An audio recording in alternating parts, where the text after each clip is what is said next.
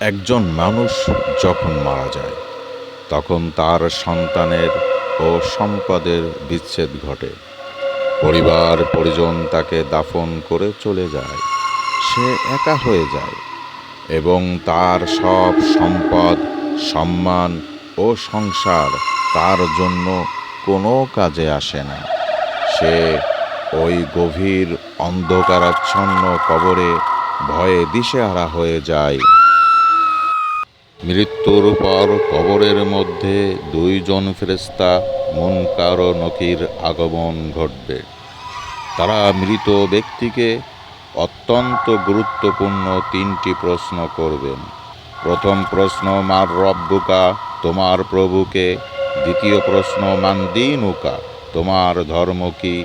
তৃতীয় প্রশ্ন, মান নাবিয়্যুকা, তোমার নবীকে।